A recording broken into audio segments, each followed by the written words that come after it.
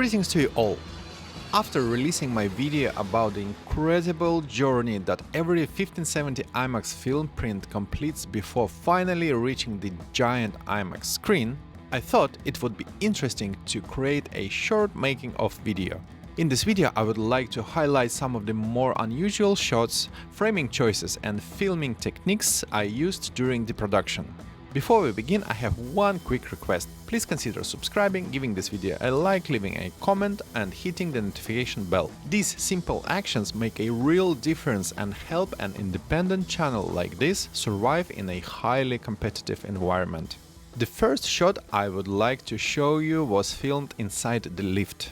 For this shot I used my Insta360 X5 together with a small custom-made magnetic camera mount that I developed specifically for this production.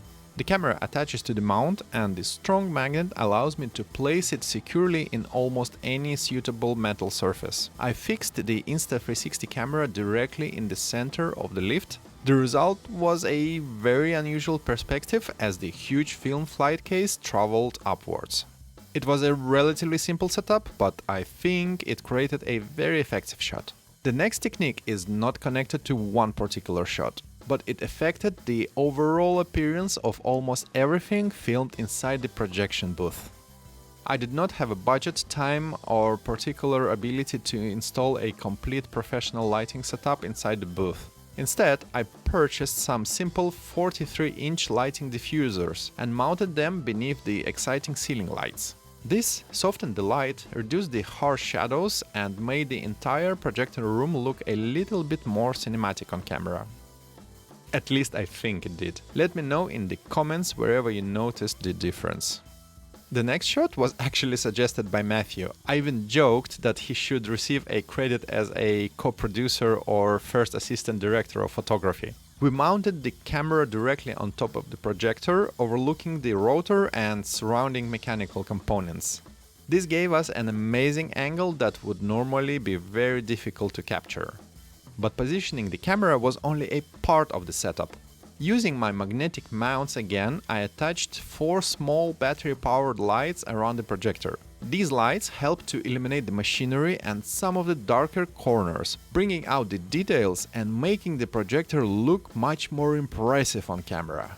The next major element was of course the projector time lapses.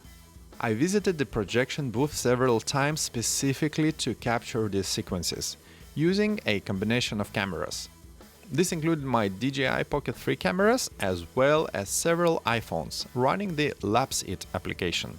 Lapse It is extremely useful because it allows you to control the time-lapses parameters manually. Instead of simply producing a finished compressed video, it can export the sequence as individual JPEG files. I later imported those images and assembled them into a proper video files during the editing. This gave me much greater control over the final image and allowed me to produce cleaner and more detailed time-lapse sequences. And now we come to probably the most interesting and certainly the most complicated shot in the entire production. The camera mounted high above the auditorium on the lighting truss. As soon as I noticed the truss inside the Science Museum IMAX, I immediately imagined placing a camera there. However, turning this idea into reality required a great deal of planning and preparation. Eventually, we made it happen and I think it created incredibly rare perspective of the entire auditorium, slowly filling with people before the screening.